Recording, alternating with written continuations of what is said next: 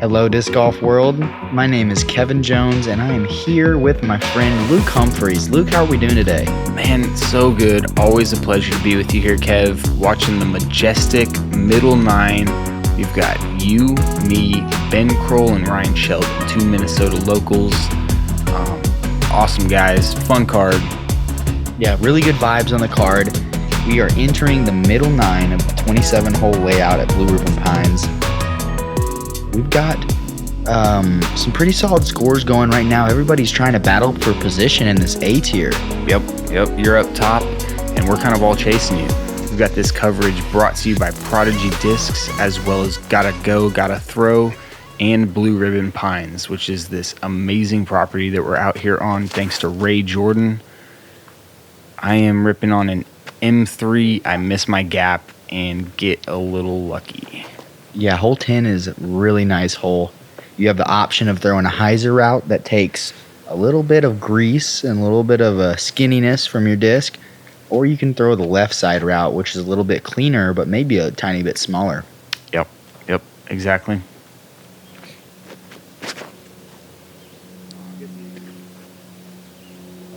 Ben just a little low, a little turned over. He was looking like the right hyzer gap was his play. And you're going forehand left gap, is that right? Yep, forehand F5. I think it's a safe play, but it can also get me a nice putt or even park the hole.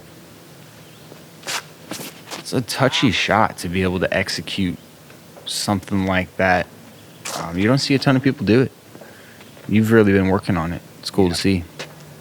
Yep, I'll take that result, though. I mean, nowhere near a birdie chance at all, but it should be easy par. There is OB on the right side of this hole that comes into play, especially if you hit a tree and shoot off to the right. That could be bad news. Like that shot right there, but that did not kick far enough to the right to be OB. He's still inbounds. And that was so smooth again from Ryan. He's got a smash forehand. Just really fun to watch. That's a little long, and this high bucket will test his comebacker. I think he's just outside the circle there. Yeah, that's going to be an extremely elevated putt from there. And this is just a jump putt layup from you, not testing that basket. Yeah, smart. Not even close. Just trying to put it to the stump so I can dunk it in. I think Ben's got the same thing in mind, not messing with it, taking his 3. This is a tricky hole. It does play 0.2 strokes over par, so taking your 3 is no worries. There's 26 more to get your birdie on. What's the handicap on this hole? Comes in as the 12th hardest hole on the course. So up there in difficulty on the course, probably due to the elevated basket in some form or fashion. For sure. But also the OB on the right side will add strokes really quickly. Yeah, there weren't any OBs actually last round, but there were 2 OBs this round on the hole. Great putt from Ryan. Let's watch this thing again. Very nice. And that was a true tester as well. Yeah, awesome to watch him putt. I'd heard some things coming in about his play and his forehand, and just cool to see it happen. Agreed. I've got more than I want. Low ceiling. Make it happen. Stick with you. And you're letting me use your mini this round, so there'll be some exchanges. Yeah, I can relate to that, though. Had to borrow minis quite often in my disc golf career. And they just disappear. There's some third dimension that's got thousands of minis in it somewhere. Somebody's going to score someday and end up there. I think you're onto something. Yeah. I don't know where they go. I mean, yeah. Nice. Sick forehand from Ryan. Cool to see those slow-mos from Par Save again. They're doing an awesome job with that. Going on to hole 11.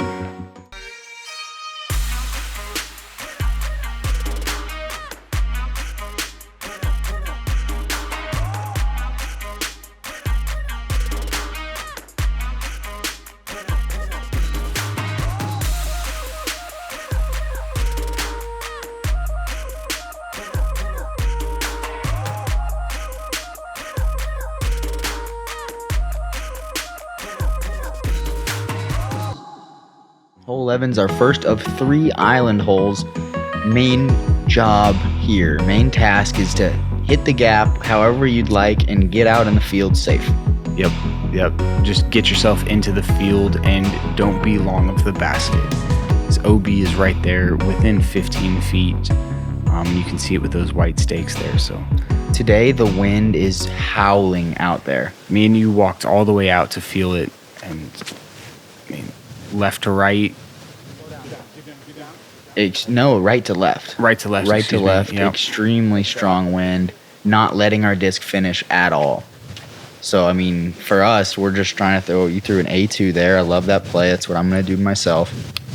Throw that. The wind will never get under it, and it'll just kind of push it to the ground. Mm-hmm.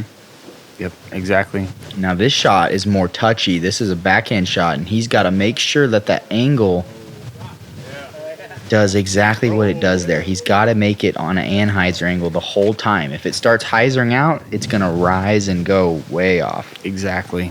So he's got to give it height so that the anhyzer has time to continue holding and pan out. Really touchy shot. Well executed from Ben. Yep. So this is my overstable A2 here. Task number 1, hit the gap. Yep. Little short, but not bad. I think I threw mine on a little bit of a flatter line. Maybe got just the extra bit of distance there. I think so. You threw a little more direct. I threw a little more timid. Same disc, though, and when you're throwing the right disc, you get away with shots like that. This looks great. Oh, my goodness, but it just catches the top little piece. I mean, it looked like an ace line of sorts. I couldn't even really tell what it hit. Yeah, no, I mean, from our point of view, it looked like it was testing the boundaries perfectly, not going to hit it, and it caught just some little bitty branch and totally killed its momentum and dropped him to a par. Yeah, well, hopefully he threw that little upshot kind of short, respected the OB long, and he'll be left with a windy 15-footer. There's that spin putt from you again. So much confidence to throw a putt that hard at the OB, Kev. Yeah, I'm so happy that the spin putt is feeling as comfortable as it is. It seems like such a valuable tool for me. You're a crazy man. Nice. I was thinking to myself, like, don't even throw it half as hard as Kev. And I almost threw it too soft. Dude, your putt, though, is just that's how your putt is. You putt it with a very nice pace, slow pace. And it's kind of your spin putt already, so no reason to try to do anything crazy like jam it. Yep. Good putt from Ryan. That was a little tester. Nice birdie from Ben. Yeah, they're all testers right now with the wind, how it is. Those flags aren't doing too much justice. It's very, very windy out there. 20+ mile per hour. Yep. Gusts 30+ for sure. That was well played from our group. Yeah, 3 birdies and a par. Not bad at all. It's easy to go out of bounds on that hole, and it's easy to have multiple putts in that wind that we were facing. For sure. There was a triple OB and 2 double OBs, 2 sevens, 6 5s. There was a bunch of bad scores on that hole. It can add up quick if you don't get a hold of it. So can this one as well. Yeah, very true. This hole is a nice hole. Hole 12, 350 feet. Ideal play is either a sidearm like you're lining up here or turnover backhand. It's you totally have both options. Yep. And we're dealing with a huge left to right wind. Luckily that D1 that you're throwing is handling the wind very nicely. That looked like it caught a good tree too. It did. It was raising, and it definitely would have gone out of bounds long if it hadn't caught anything. Yeah, so that wind is making it really hard to settle our discs down with speed control. It wants to just scoot them out of bounds. And going out of bounds by the basket is not good on this hole because you have to go to the drop zone if you go OB. Yeah, you go OB right next to the bucket. It's 10 feet away. You still have to go to 50 feet and putt. And oh my gosh, that almost went in the bucket. Yeah, Ace ran it for sure. He played it so nice too, like way out to the left like he needed to. Yeah. The wind just got under it. Yeah, it was picking up speed. Kind of the same with yours. Yeah, I'm afraid. Oh, the action is so nice there. It just velcroed right at the bucket. I was really nervous on whether that one was going to be safe or not. It's a big momentum shift, so being parked is huge. Yeah, for sure. And once it goes around that corner, it's out of sight. You have no idea. You just kind of got to wait for the fans to start cheering.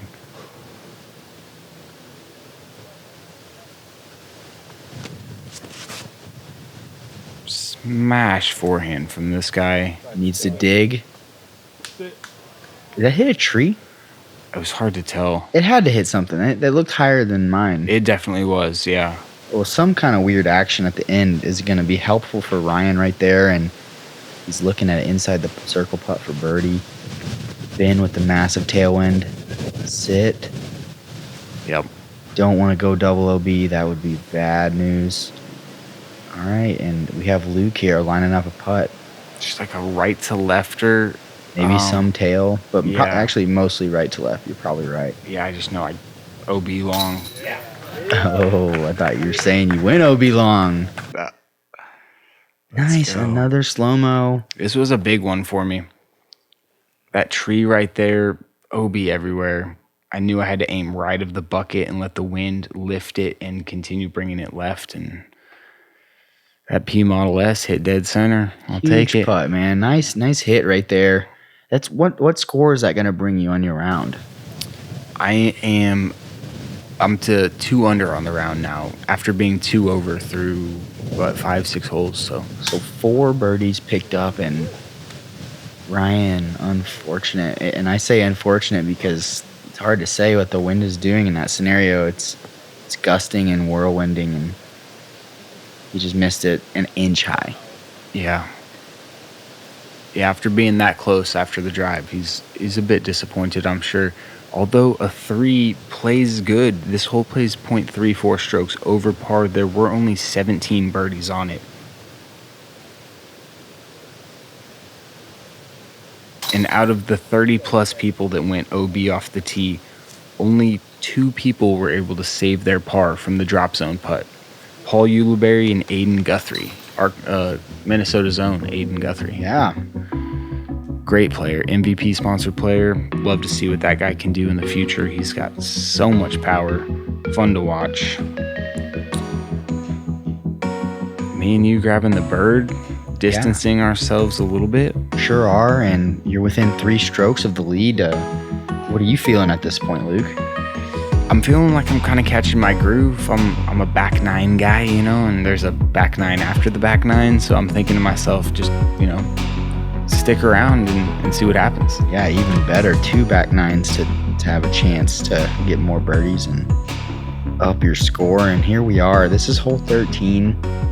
Major hyzer hole, and today it's playing extra hard. It's playing extra hard because we have a right to left wind of about 20-30 mile an hour. Yeah, and if you could see my disc disappear into the sky on that hyzer, we couldn't tell what happened. I wasn't sure if I went OB by the basket or it was hard to tell what was going on. You just played it up high, trying to swing it wide around those trees, which is what you have to do, but this wind just brought it up in the air to way too high. And you make a good adjustment and throw yours flatter and lower than I did. Yeah, I'm really actually not even trying to get close to the basket on this hole, but I threw a really overstable X1 and the wind carried it, kind of like I expected. Luckily, the X1's so overstable that it still made its way to the ground. Yeah, before it got to the OB long, which does come into play if you don't get it high enough or hyzered enough and you just push it straight. You'll almost assuredly get to the OB long. That's a great spot to be in right there from Ryan. He'll be happy with that, and he'll have a jump putt for his birdie.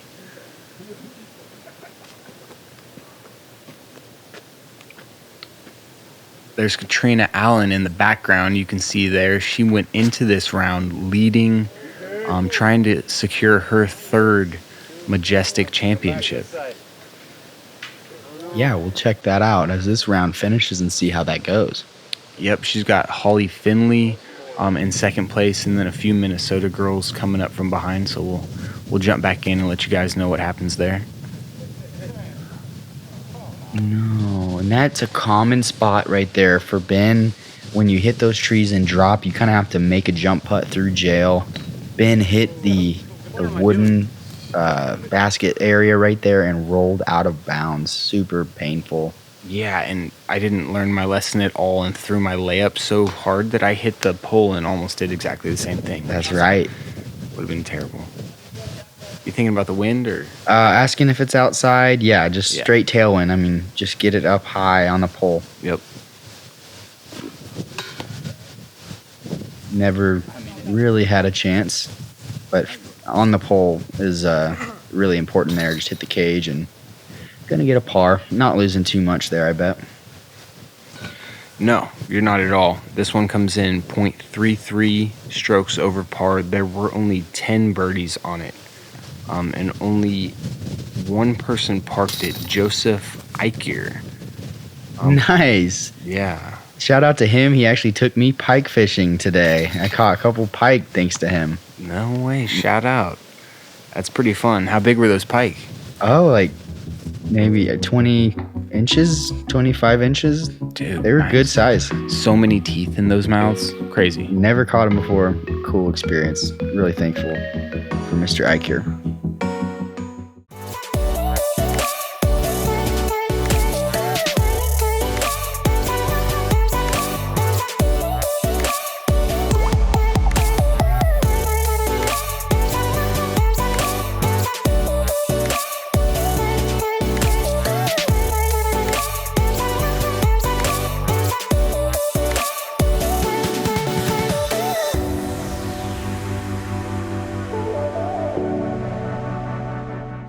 Couple hard holes in 12 and 13, but 14 is one of the easier ones. 14 is very gettable. Basically a straight putter shot. Not much else to it. There are forehand flex lines if you want to go around, but the straight putter shot is your line of choice for the most part. The fairway opens up. If you flip your disc over to the right, the fairway opens up just a little bit more, rather than if you hyzer out left, you're more likely to hit a tree. Yep. I'm going base grip P Model S here. That is. Yeah, I'll take it. A little hard, bounce back off those ties a bit, but it's good. It sure did, like a few feet, huh? Mm-hmm.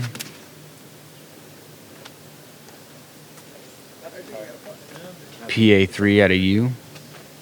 Yeah, just not quite committed enough, and I did not execute that shot. I'll have a jump putt, though, at least.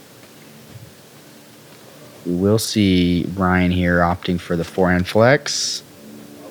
Not looking to be enough flex, though. Nah, a little high. Yeah, looking for more nose down on that.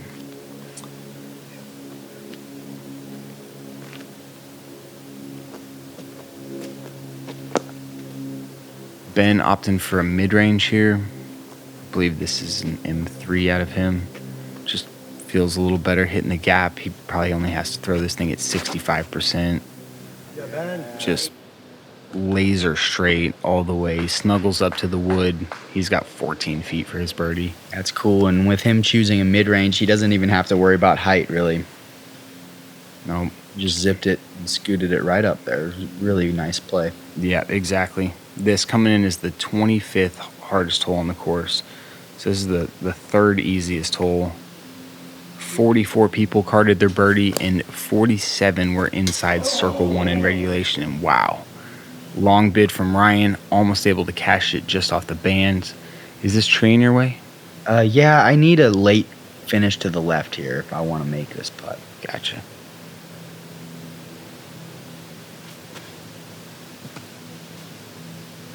Close bid, no finish though on the putt. But the bowl is nice though, because you're not gonna go way by the basket or anything. You're gonna be really close. Mm-hmm. Played .3 strokes under par. And James Conrad was able to bang a 50-footer on it to get his birdie.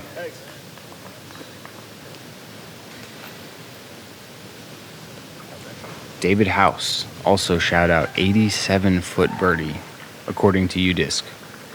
That's huge, man. Good for you. Nice.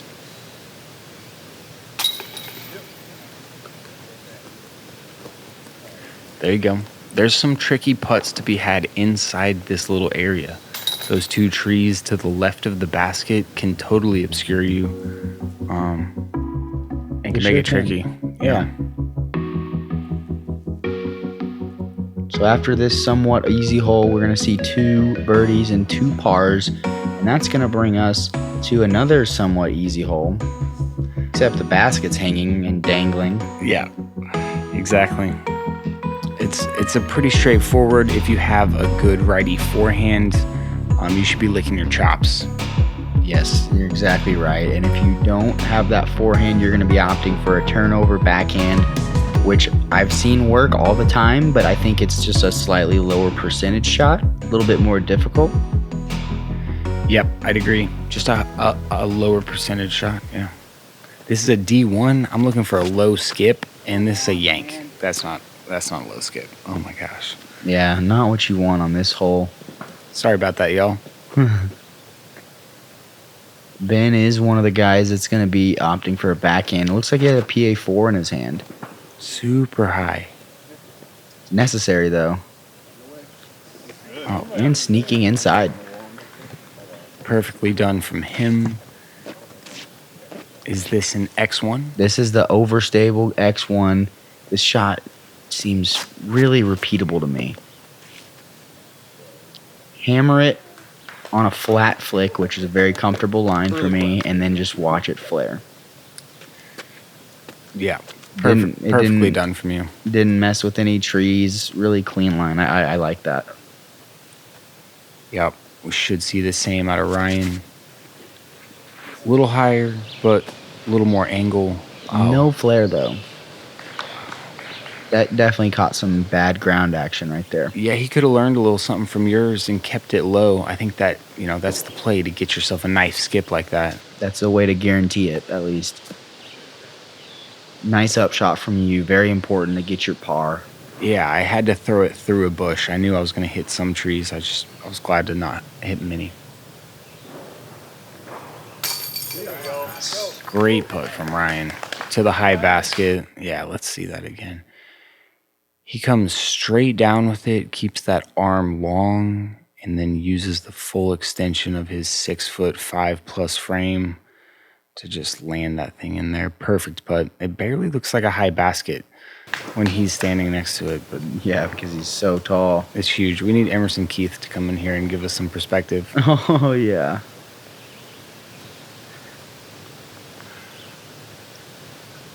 Ben looking to get his bird as well after that nice turnover PA4. And there's no stress-free putt on this basket. You're always thinking about it. There's no pole.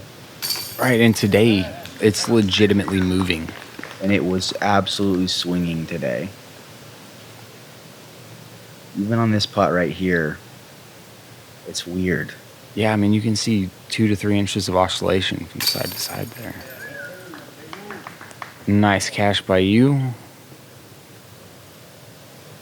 You take it out nice and gently for me. I appreciate that. Yeah, it's still moving.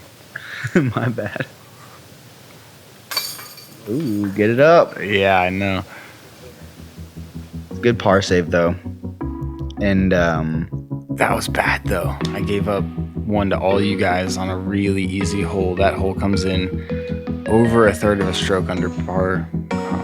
Very true. You're the only par on our card there, and we didn't mention it, but you were 2 strokes back of the lead right before that hole as well. I know, right? I'd held the box for a little while. I was putting some pressure on. I kind of let my foot off the gas a touch, but I'm hoping to jump right back on it. Yeah, I'd expect you to, man. You're feeling it today. Yep. Hole 16, gorgeous hole, heading out to the open field of Blue Ribbon Pines. In the background, you can see my camper. You can see Conrad's van. I don't see Luke's van, but you also see the Blue Ribbon Pines. Yeah, the big sign there. The letters. Well, yeah, the letters as well. But the clubhouse, Blue Ribbon Pines clubhouse. Oh, yeah.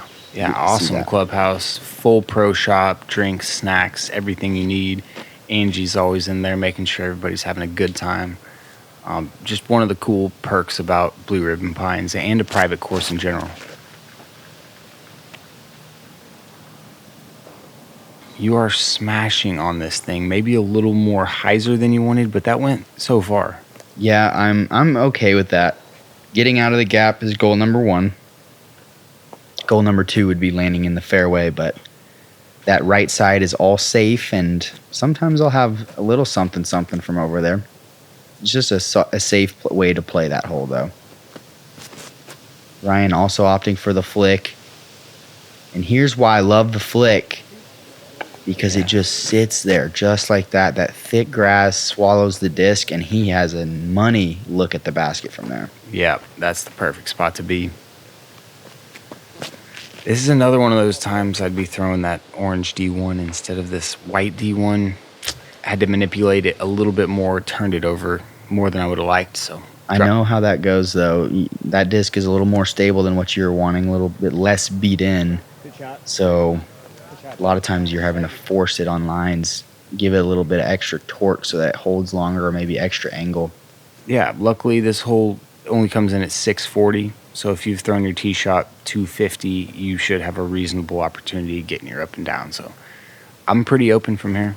So going with the same disc, right? Yep, looking to play that left fairway. Loving it out of your hand, man.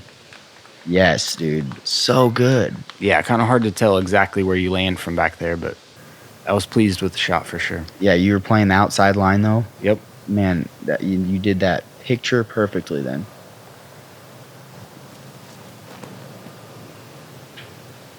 Ben, fantastic looking shot as well. Wow, very well done from Ben, and that is going to be a birdie from him.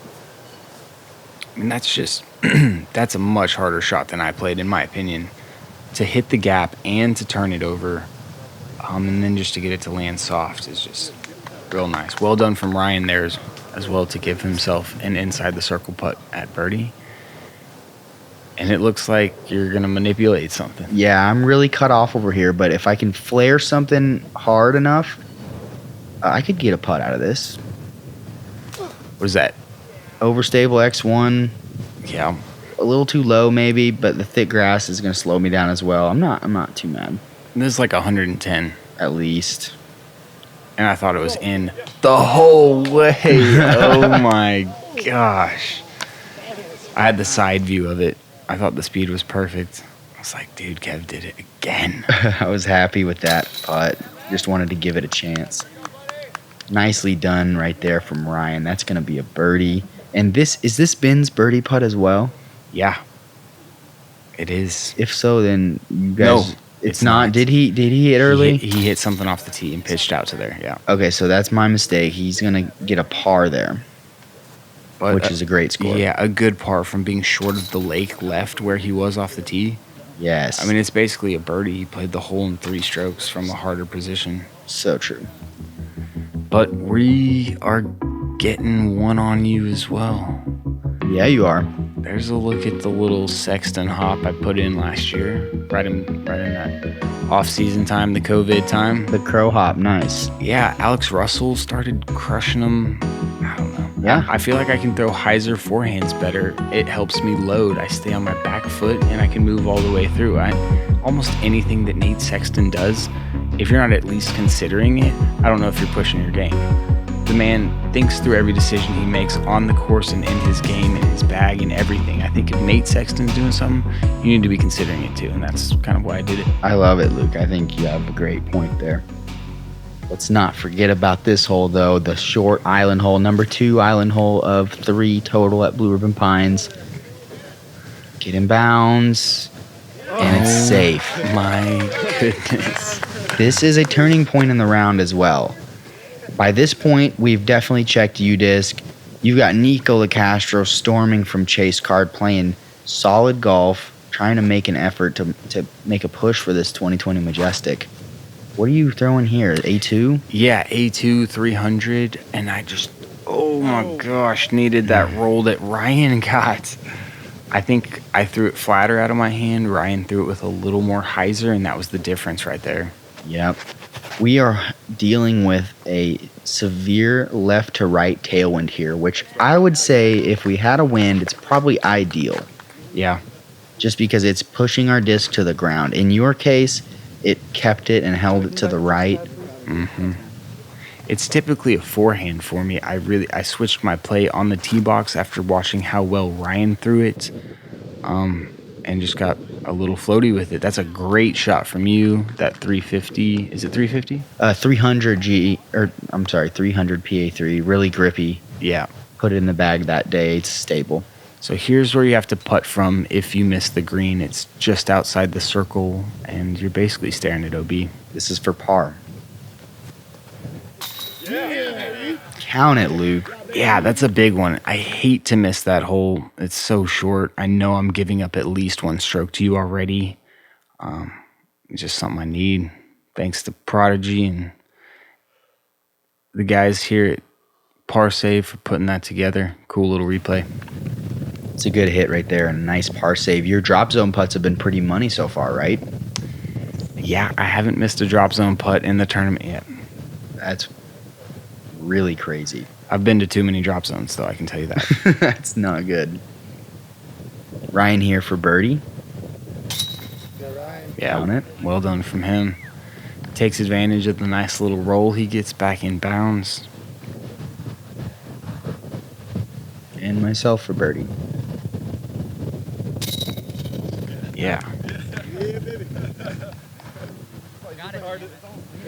And Ben to do the same. You guys all picking up a stroke on me. Playing the hole as you should. Hole 17 comes in over par, but with 36 birdies on it. Dude, listen to this. 62 people threw it out of bounds on this hole. What? 62. There was 107 in the field. It's crazy. That's a really wild stat, actually. Yeah. I would not have expected that, but pressure's on at this point in the round. It's not an easy island, so it does make sense. Yeah, out of the 62, 8 were able to save the par from that drop zone. Nice, you be one of them. That's a good save, man. Nothing easy about that. Had to make it happen. Here we are at the driving range hole. Driving range hole, one of the most iconic holes at Blue Ribbon Pines here in Minnesota. Yep.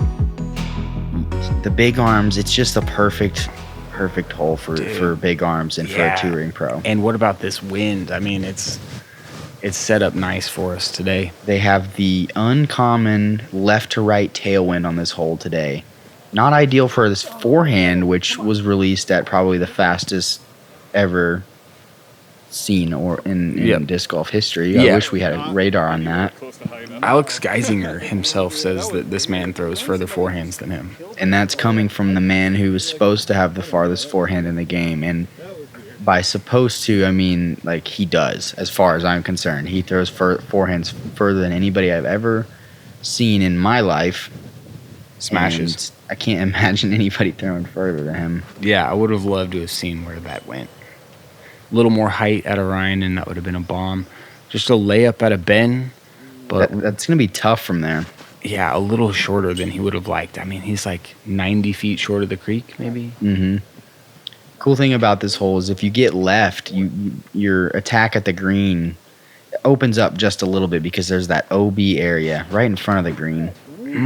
This is my red D2. I'm just throwing a maximum hyzer. Look at it dancing and now staying up.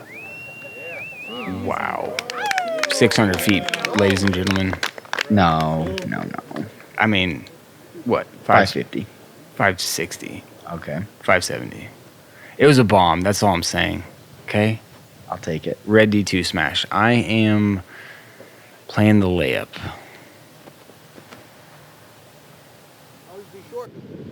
I thought I turned it over for a second. Playing the layup. If you turn over the layup, you're probably creeping into the OB area, huh? Yeah, for sure. Well, good thing it didn't, and you executed the layup perfectly. Yeah, that's I mean, it's totally doable, the distance for us, but I'm not, near as far of a thrower as you are, so I don't think I need to bite it off. This was some crazy action right there from Ryan's disc. It actually landed in the OB area, which is all thick grass except for one little slab of concrete or something hard. He skips off the concrete, shoots off to the right, stays in bounds. Yeah, I thought he was totally out of bounds so far right like that, but it opens up. Yep, he stayed safe. And as Ryan was throwing, actually, we heard a commotion happen on the next hole, and that was Nico LaCastro hitting the basket on the island hole. Just straight up banded it. And I've pinched myself with this tree, so I'm going to try and play an FX2 force over flex. And I throw it like 10 feet low, and it goes straight out of bounds. Worst case scenario, straight into the OB area. Not going to skip or do anything through there. No. Now, I couldn't even hope to get a skip at that height. I knew exactly what I had done the second it left my hand. You? Nothing but a A2 approach. It's tough to judge distance there. I did that as good as I could ever hope for. Fantastic, especially with a new Frisbee. I gave you that before the round, right? That's right. Another disc I put in for the round today to handle the wind. Yeah. A2 and 300 plastic, and he almost makes it, Ryan, for birdie. Man, so, yeah, I've got about 60 here after going OB. I move it back probably another 6 feet just so I can jump putt. New rules let you back it up in a direct line. Kind of left to right, tailwind kind of putt here. Mm-hmm. Looks like the height's good, and Let's go. I needed that one. Yeah. Big time putt right there from Luke Humphries. Just to like keep hanging around. Yeah, 2 nice putts in back-to-back holes, and I'm still giving up 2 strokes to you. It's all I can do, but it's not good enough. That's a really good looking putt there, man. Nice slow-mo. Wave to the crowd. Yeah, it was kind of the combo crowd. Yep. Chase Cart had a bunch of fans watching them. Yeah. A little elbow taps, keeping the COVID high five safe. Not much Ben can do about that. Who knew it was going to have that kind of action? It looked like he gave it a good bid. Yeah, threw it high. That was just a downwind putt there he was dealing with. You go into your spinner. Another spin putt, yes. Yeah, just to make sure you force it in there. Yep.